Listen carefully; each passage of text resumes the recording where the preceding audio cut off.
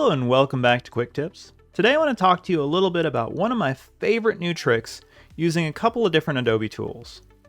To get started, we're going to need to use 3 different tools for this tutorial. We're going to need Adobe Express, which is at new.express.adobe.com. We're going to need Adobe Project Neo, which is at projectneo.adobe.com. And we're going to need Adobe Illustrator, which you can download from creativecloud.adobe.com. To get started in Express, go to the purple plus button, create a project, it doesn't matter what size, navigate to Elements, select the arrow, and choose Icons. Search for the icon you want. I'm going to type in Building, and choose the icon you would like to work from. I'm going to go ahead, select that, and resize this icon. Next, I'm going to select Download, and choose to download as a PDF for print. Inside of Illustrator, I'm going to open that file I just downloaded. We need to do one step before saving, and that is click in the white area here. By default, in Express, you come in with a white background. I want to push the delete key and remove that.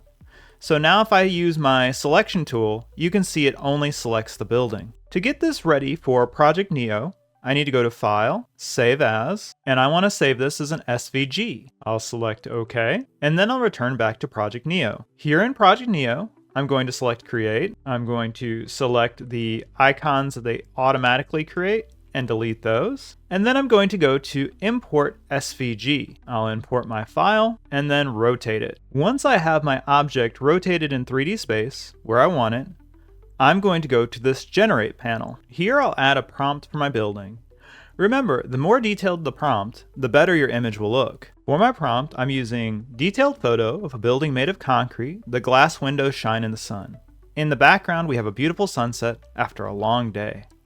Going to select Generate, and we are given 4 different generations with this, and we can choose the one we like. I believe I'm going to go with this one.